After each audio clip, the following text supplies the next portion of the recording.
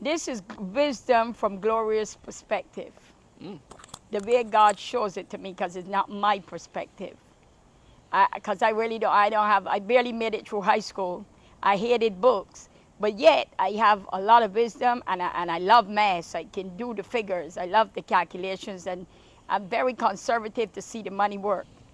So today we're going to talk about entitlement, the good, bad, and evil of entitlement programs that were set up to help the poor, yet I've watched them work and they've done nothing but destroy the poor. I used to believe that you have to help people, and that it was because they can't get the help is what the reason why they can't move forward. But when I sit back and I watch and I've helped people, and I realize now is a mindset, the poverty and the sense of they have to get something is a mindset. And I've watched that it doesn't matter how much you give a person, nothing is going to change, and it's not going to get better until that person is willing to take what you give them and build on it, which goes back to God's word.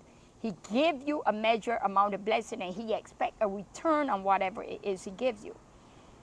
So I've poured into so many people, and then I look at the program. Now this here represents $10,000. So in my hand I have 1, 2, 3, 4, 5, 6, 7, 8, 9, 10. So this represents $100,000. So in month 1, the government gives $1,000 in month 1. $1,000, which is, that was about 20 years ago. You can get a 1-bedroom apartment for $1,000. So that's 1,000. Month 2, 2,000. Month 3, 3,000.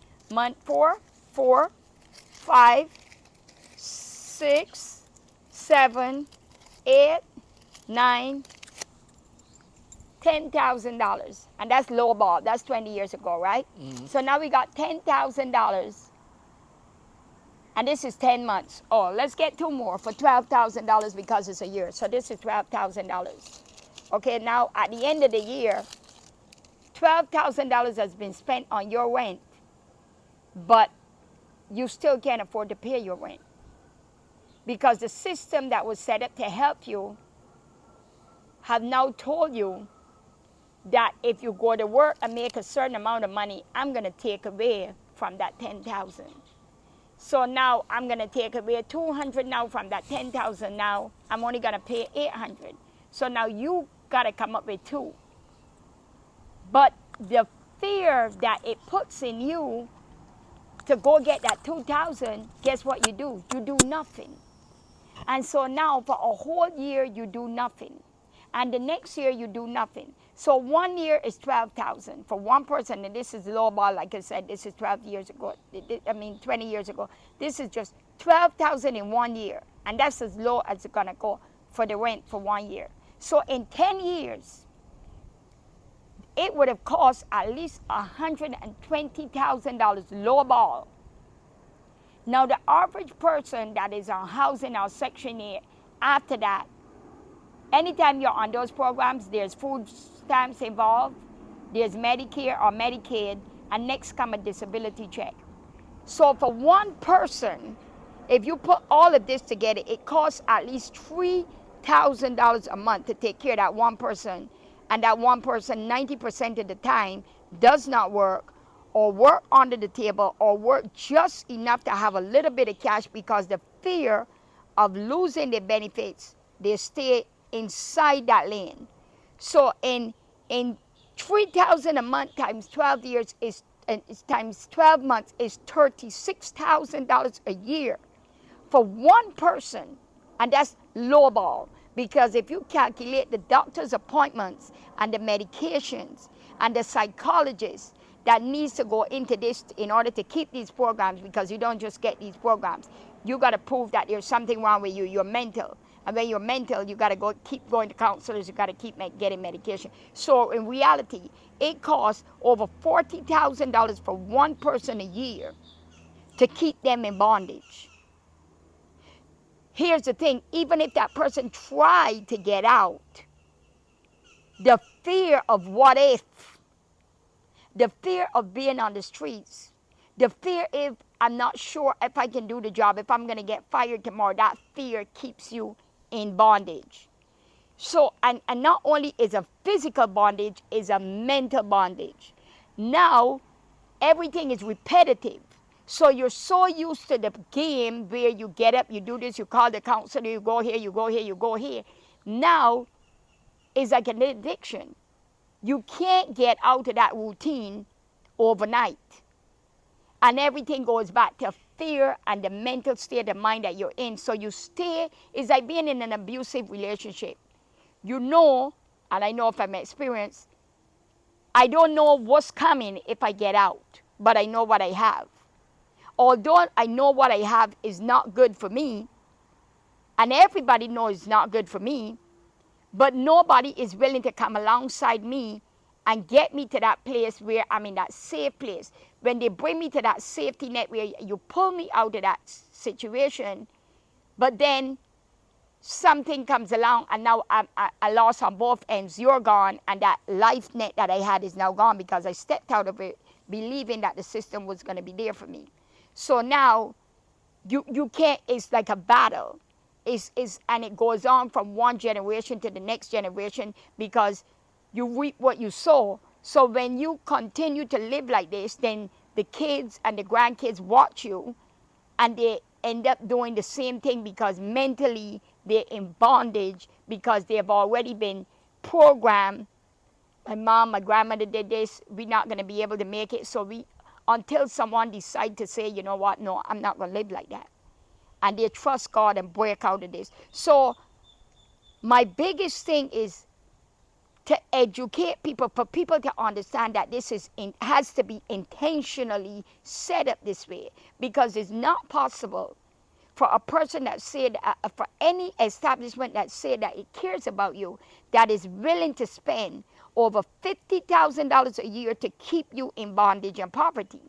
Wouldn't it make more sense to give that person a down payment on a house? $50,000 a year in 1 year. The average person that are on these programs for years. So when you spend $50,000 a year, in 10 years, you have already spent over $400,000 for one person. And that person is in dire poverty and is in a serious mentally declining stage. And if they have kids or grandkids or family members, everyone is running away because they got all these issues and they have nothing. And so nobody want to be a part of that. And so that person is gone to a dark place where when you get in so deep, there's no turning back.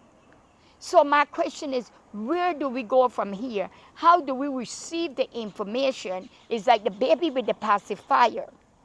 You try to take it out of his mouth. It's not good for the baby, but the baby cries. And you take it away, then you give it back. Then you take it away, then you give it back. Until that baby adapts. That, you know what, you're going to be okay without this pacifier. So my question is, how do we get a program that steps in the middle of this destructive entitlement system? How do we rework this program to where it gives people a hand and the ability to better themselves rather than give them a handout and give them the ability to self-destruct? Now, a lot of people, when you try to talk about this, they believe that you have ill will and you really just trying to take away. No, I have seen too many lives in bondage and destroyed, waiting for housing, waiting for disability, waiting for Section 8. And the process to get to this program is years. And it destroys you. And you get mentally, you're vaping, you're drinking, you're smoking, you're doing it all in order to cope. When it makes more sense to go get a job, but at the same time, when you go get the job, it's not enough. So you're stuck in an abusive situation, but you can't get out. So you stay in that abuse situation because at least I know what I'm getting. I know it's not perfect. I know it's not enough money, but I got a roof over my head that's paid for. I got a little bit of food that's paid for. You know, I got a check that's not enough, but I got something rather than step out and then I don't have anything. So how can we get a conversation going that says it is not about color, it's not about education, is really about class, and get the people on the top that dividing people with this conversation to understand that you're not helping anybody. You're not helping the same people you're advocating for. You're actually hurting them and destroying them. Because if you truly care and was able to connect with these issues, then you will have a way forward to put your money where your mouth is and change the program to help people rather than destroy people. So like, share, and subscribe. Let's get this conversation going so that we can make a difference for everyone. Thank you, and God bless.